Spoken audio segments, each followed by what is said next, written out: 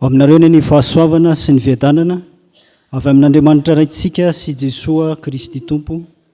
Amen. Arak'izay perikopa voalahatra amin'ity anio ity. Misy anankitelo izy ireo ka safidiana manokana ny testamenta taloha dia ny boky Isaia mpaminany toko 420, ny andininy 420 ka hatramin'ny 420 no aingatsika akatsika afatra amin'ity anio ity.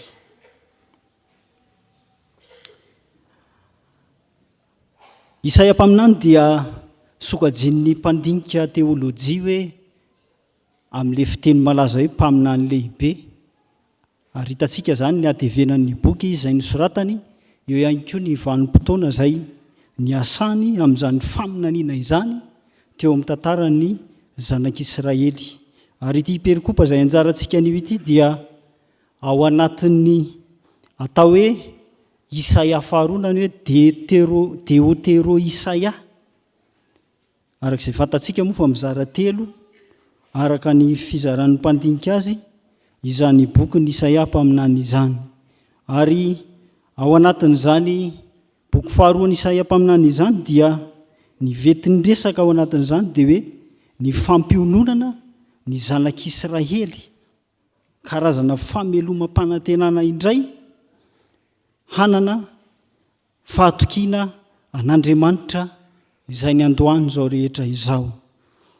Arak'izany dia zanak'Israely tany am-pahababoana no vangin'Andriamanitra amin'ny alalan'ity mpaminany ity, tokony ho tany amin'ny taona 500 hatramin'ny 736 talohan'i Jesoa Kristy izany vanim-potoana izany. Teo ambany famabon'ny Babiloniana ireto zanak'Israely ireto, na ny tao avaratra izany na tao amin'ny fanjakana atsimo. Ary arak'izany dia vahoaka ao anatin'ny fahaverezan-kevitra tanteraka, valalanina tanteraka izay efa tsy mahita ifikirana intsony no miandrandra fanafahana ary anirahan'Andriamanitra ity mpaminany Isaia ity mba handray teny fampiononana iverenan'izy ireo indray hitodika amin'i Jehovah Andriamanitra izay ny andohany zany hoe fanjakan'ny Israely izany. Eo anatrehan'izany ary dia ity perikopa izay anjarantsika ity dia fisintomana ny zanak'Israely hitodika bebe kokoa amin'Andriamanitra, satria rehefa mafy ny fahaterena ao am-pahababoana dia mitady mpanony, mitady mpanafaka. Ary ampatsiahivon'ny Isaia mpaminany ato fa Jehovah Andriamanitra izay niandohany izao tontolo izao, ilay mahefa ny zavatra rehetra, ilay any azo antoka ahazona famonjena no manafatra amin'ity mpaminany ity mba hitondra fampiononana ho an'reto Israely reto, fa izy dia anana fahefana hanafaka azy ireo amin'izany fahababoana izany. Ary eo anatrehan'izany dia asongadin'ity perikopa ity ny fahefan'Andriamanitra, ny fiandrianan'Andriamanitra eo anatrehan'ny zavatra rehetra, eo anatrehan'izao tontolo izao. Fanontaniana ary dia zao hoe tony ahoana ary no fiseho ny fahefan'Andriamanitra raha tarafina amin'ity perikopa ity. Voalohany, ny fahefan'Andriamanitra dia asehony amin'ny alalan'ny asa. Ary raha miresakitsika zany atao hoe asan'Andriamanitra izany, ary hita koa eto amin'ity andininy 420 ity, dia ny tonga ao-tsaintsika dia ny asa-paharindra, fa tsy mijanona amin'ny asa-pahariana ihany fa mitohy amin'ny fikolokoloana, amin'ny fitantanana ny fiainan'ny zanak'olombelona eto amin'izao tontolo izao, ary indrindra ny asa-panavotana, ny asa-pamonjena izay nataon'Andriamanitra. Ary tsy tamin'ireto zanak'Israely reto ihany azo, fa tamin'ny olombelona ankapobeny, rehefa tonga ny fahalavona ka tafasaraka tamin'Andriamanitra ny olombelona, Andriamanitra nanao dingana voalohany nanantona ny olombelona hitondra famonjena, amerina amin'loniny ilay fifandraisana izay rava no poteny Satana tamin'ny fampidirana ny ota teo amin'reto olombelona voalohany reto. Ary tahaka izany hatrany no taratra hita teo amin'ny fiainany reto zanak'Israely ireto. Miodina amin'Andriamanitra, mivily ho amin'ny lalandiso, amin'ny fampotsapy, amin'ny fanaovana tsy fahamarinana maso samihafa, ka izay no mahatonga ny zavatra mitranga tahaka an'izao, ny fizahan'ny toetra tahaka an'izao dia mahatonga azy ireo any amin'natin'ny fahababoana. Arak'izay voalaza teo moa dia hoe tsy mitsahatra teo amin'ny fahariana ny asan'Andriamanitra fa mitohy hatrany, ary mitohy amin'ny asam-panavotana, amin'ny fitariana, amin'ny fitondrana ny fiainana andavanandro. Ary izany no ampatsiahiviny perikopa ity, ampatsiahiviny Isaia mpaminany an'ireto zanak'Israely ireto sy ho amintsika ihany koa amin'ity anivo ity. Tsarovy fa maefa amin'ny zavatra rehetra Andriamanitra ao amin'ny asany, ary izany fahariana izany aza dia mbola nasehony tamin'ny vaninandro taty aoriana tao amin'i Jesosy Kristy, izay fantatra amin'ilay teny hoe fahariana vaovao. Ary tamin'ny nanolorany tenany nanafitra ny fahotan'izao tontolo izao, ny sony ny eloko izao tontolo izao teo amin'ny hazo fijaliana. Ary izay raha teo no anisan'ny mampiray ny olona rehetra, tahaka ny tantara teto amin'reto zanak'Israely reto. Andriamanitra manam-pahefana amin'ny fitantanana, izy no manendro hoe iry no irako afaka hitondra fanafahana ho an'ny Israely. Kirosy na dia mpanjaka izay amin'ny firenena jentilisa aza, izay tsy malala an'Andriamanitra akory, no ny fahefan'Andriamanitra eo anatrehan'ny zavatra rehetra dia manendry izy mba hanafaka ireto zanak'Israely ireto. Mihoatra lavitra noho izany ilay Jesosy Kristy izay mitondra fanafahana ho an'ny olona rehetra tamin'ny fanangejany karazana endrika Babilônia samihafa, endrim-pahotana maro samihafa izay mameno ny olombelona eo amin'ny fiainana andavanandro. Ary tsy izany ihany fa mbola nitohy hatrany tamin'ny nanomezana ny fanahy masina izay miasa mandrakariva mandraka ankehitriny amin'ny alalan'ireo mpanompo maro samihafa izay manaiky ho iraky ny tompo. Misy ny mpitoro filazany tsara, misy ny mpitandrina, misy ny mpiandry, misy ny evanjelista maro samihafa izay iasan'ny fanahy masina. Inona ny fikendren'Andriamanitra ao anatin'ireny dia izao hoe manohy hatrany ilay asan'Andriamanitra, dia ilay fahariana vaovao, ilay asa-panavotana, ary koa ilay asa izay fitantanana ny fiainany zanak'olombelona ho amin'ny fiadanana, ho amin'ny fahasambarana izay tanteraka maharitra mandrakizay. Fa ny zavatra faharoa izay azo tsoahana eto dia izao hoe asehon'ny tompo amin'ny alalan'ny teny ny fahefany. Asehon'ny tompo amin'ny alalan'ny teny ny fahefany. Ary tsy latsaka ny voambolana 5 ny ilazany Isaia azy eto, efa mahatony teniny izao ary mahatony tenin'ny mpanompoka aho, mahatateraka ny saina atolotry ny irako, sy miteny amin'ny Jerosalema hoe honenana ianao.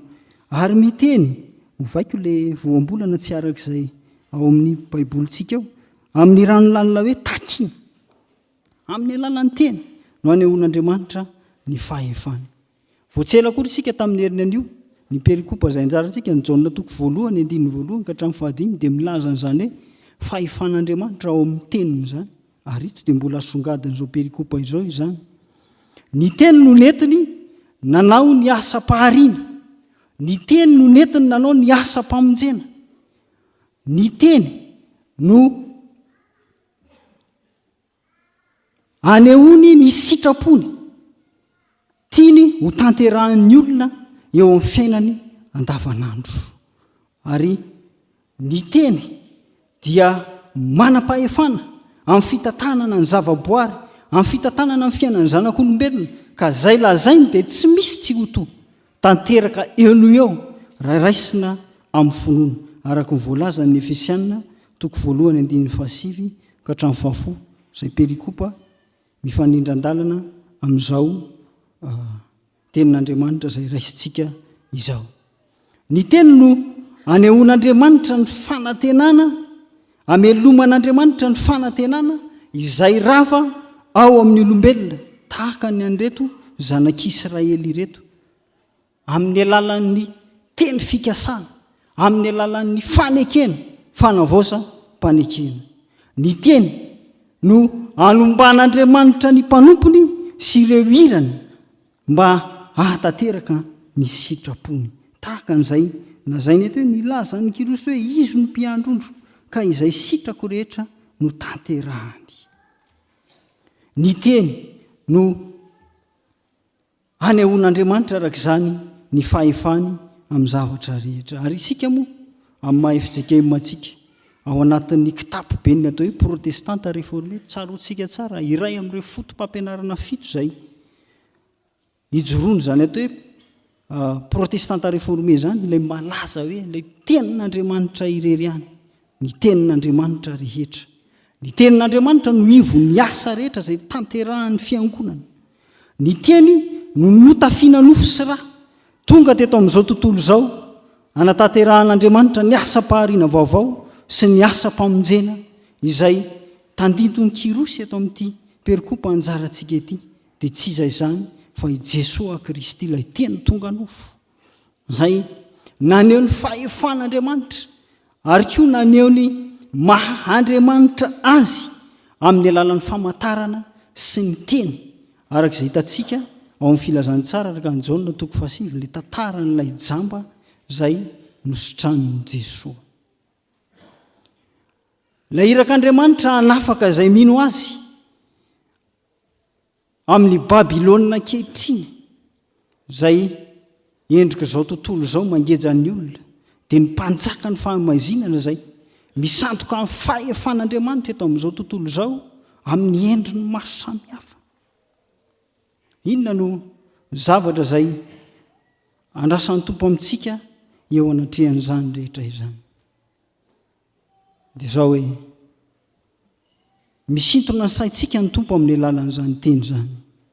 Hevero ny asan'Andriamanitra izay efa nataony taminao nandritra ny andro lasa rehetra, eny mandraka ankehitriny. Saintsaino ireny hatramina harinanao tao am-boaka, ny fitondrany ny fiainanao, ny fikolokoloananao, rindrindra ny fanavotana izay nataony ianao teo amin'ny hazo fijaliana tamin'ny alalan'i Jesosy Kristy. Apetrao amin'ny toerany Andriamanitra ao amin'ny fahefany. Ekeo ny asan'Andriamanitra eo amin'ny fiainanao. Ary tsy izany ihany fa zao hoe aza metehitra amin'ny zavatry ny tany, amin'ny olombelona, amin'ny zavaboary, na amin'ny fahalalana, na amin'izay mety ho voninahitra, na amin'izay mety ho fahefana izay nampindramin'ny Tompo anao. Fa zao hoe matokian'i Jehova ny andohany izao rehetra izao, izay nahary anao hatrany am-boka, izay nanafitra anao tao amin'ny Kristy tamin'ny alalan'ilay teny tonga nofo. Inona moa no zavatra izay antony mahatonga ny olana eny anivon'ny sampana maro samihafa, ren'ilay karazana disadisa maro samihafa ireny? Satria ny antony dia zao, indraindray isika alaim-panahy ka misandoka ny fahefan'Andriamanitra eo anivon'ireny asa izay tanterahan'ny sampana ireny, ka izay very itsika hatrany no tiantsika ho tanteraha fa tsy ny asan'Andriamanitra tsy akory.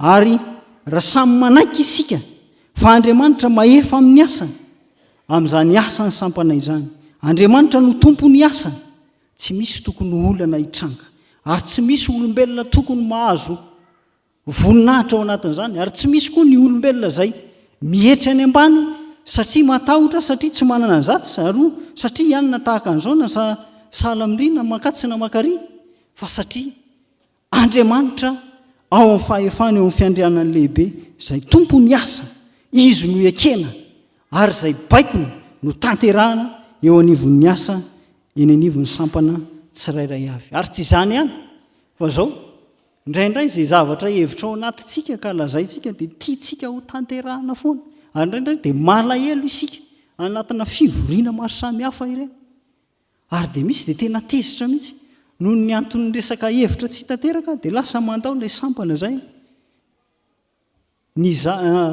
ny beazana ao amin'ny tontolon'ny fanahy izay hitezana ny finoana sy ny fanahy ao anatin'izany. Satria nahoana? Satria tsy mametraka ny fahefany ny tenin'Andriamanitra eo anatin'izany hoe asa fanompona izany.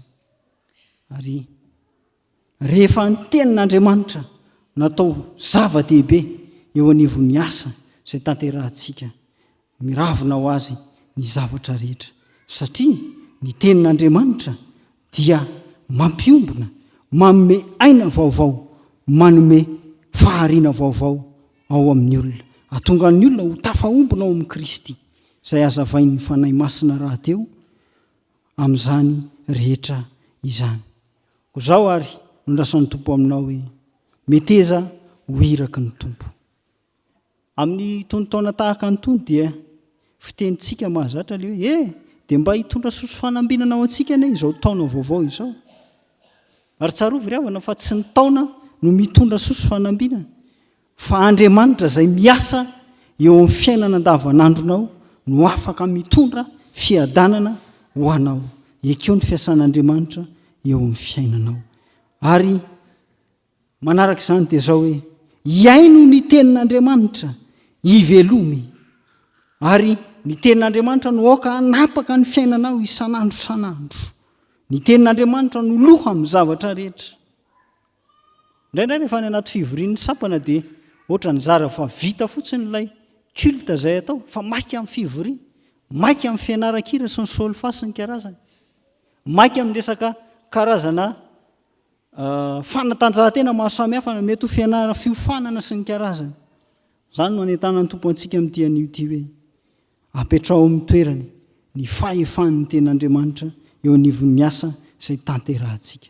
Ko raha miteny ianao na miasa, miteza ho fitaovana anehoan'Andriamanitra ny fahefany, ahatonga ireo izay mbola miaina ao anatin'ny fahalovana, ao anatin'ny fahafatesana ara-panahy, mba handray ny fanavotana sy ny famonjena ho amin'ny fahariana vaovao, ho amin'ny fiainana vaovao. Ary rehefa manaiky ianao ho iraky ny Tompo dia iseho ny voninahitr'Andriamanitra. Mahireza ry havako, miraisa saina mandrakariva, miteza mba anaiky ny fahefan'Andriamanitra eo amin'ny fiainanao, anaiky ny fahefan'ny tenin'Andriamanitra eo amin'ny asa izay tanterahanao.